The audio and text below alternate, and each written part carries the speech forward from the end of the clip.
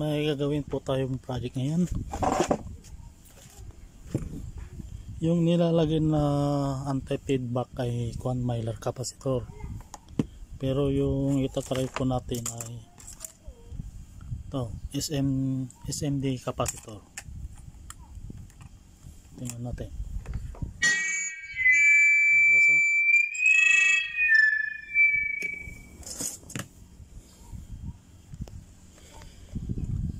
Let's experiment kung gagana po yung con.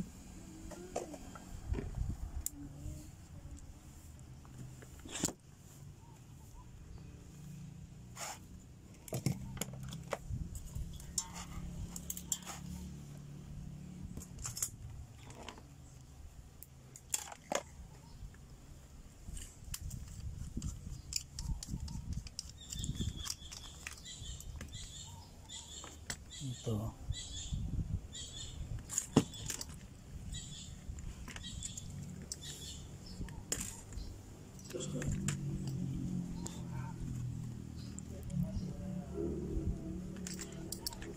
Dito po natin nalagay yung SMD capacitor. Po tayo dito. Kuha po tayo dito.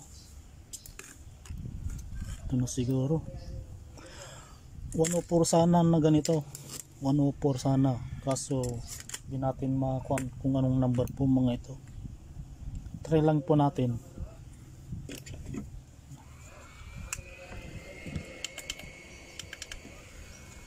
Kuha tayo ng sample.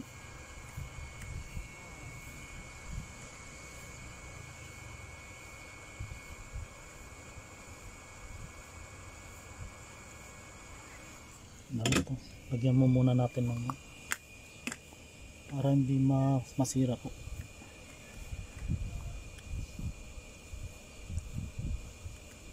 Yung iba mylar po yung nilalagay 104. Ito kasi masyado pong malaki kasi yung mylar na ilalagay.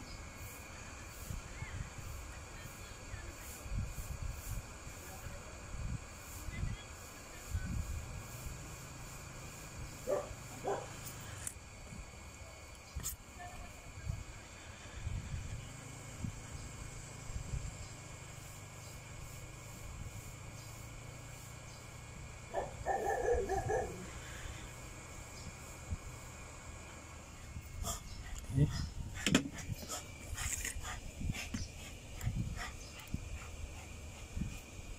Tapos lagyan natin dito.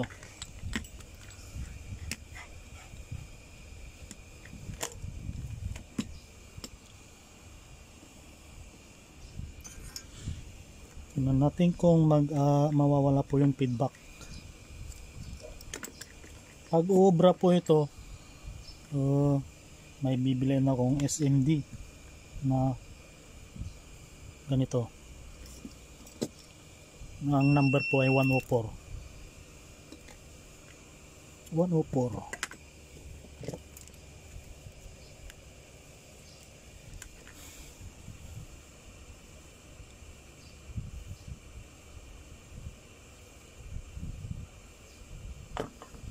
Tanggal na. Doon pala sa taas.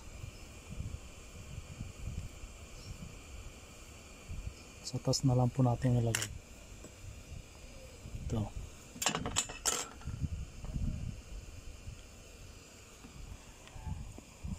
Kita.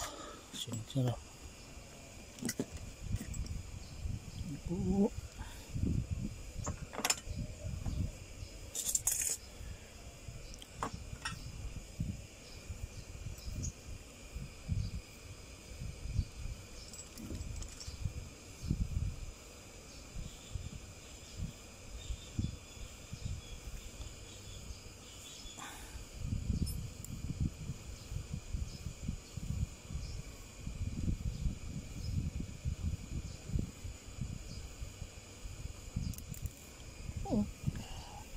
Medyo may kahirapan po paglagay. Pero tiyaga lang po ang kailangan.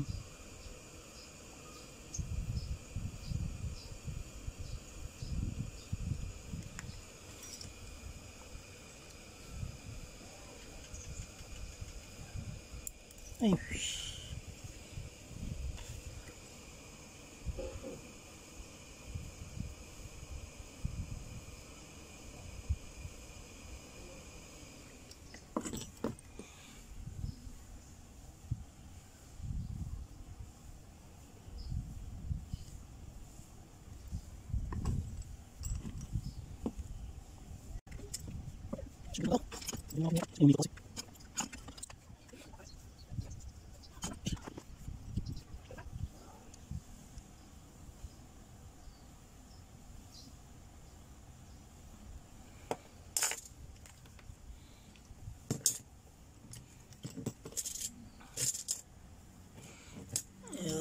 pang testing lang muna natin.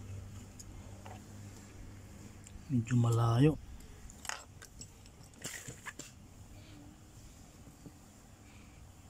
Basta abot po ng lead.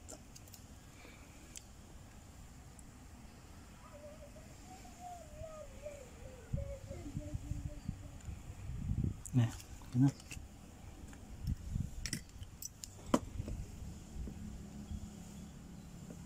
Okay.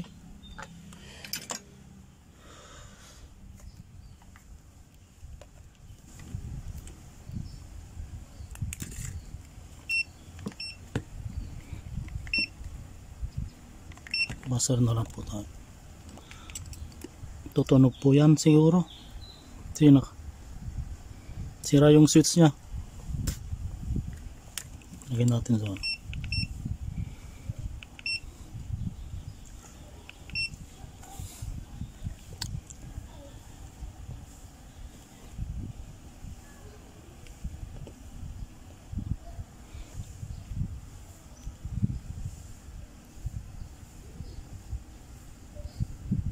walang lumalabas na value.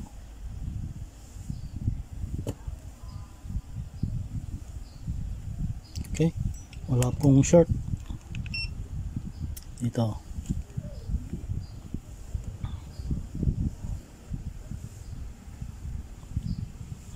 Okay, wala pong short. I hope gagana po.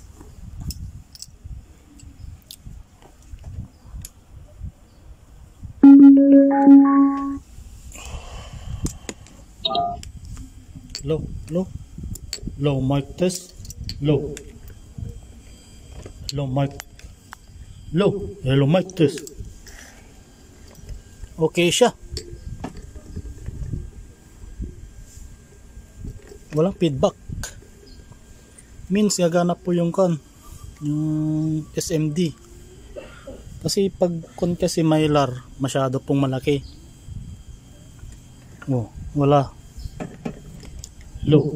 Hello mic test. Hello. Working po. Gumagana po siya. Mas maganda po ito kasi malit lang po yung kanya, no. Tignan natin. Wala talaga siyang feedback ko. Working po siya. Kaya mas maganda po yung SMD kasi malit lang. Compare sa mylar capacitor. Masyado pong malaki yon. Wala na. Okay na po siya. Low mic test. Low mic test. Low. Hello mic test. Low. Okay.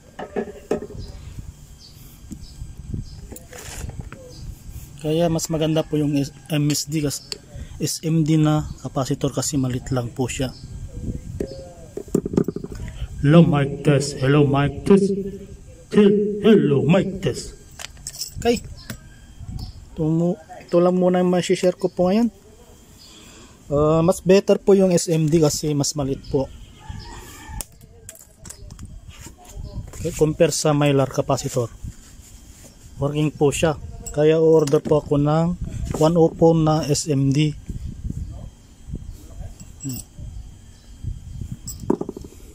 Okay. That's it. Thank you for watching.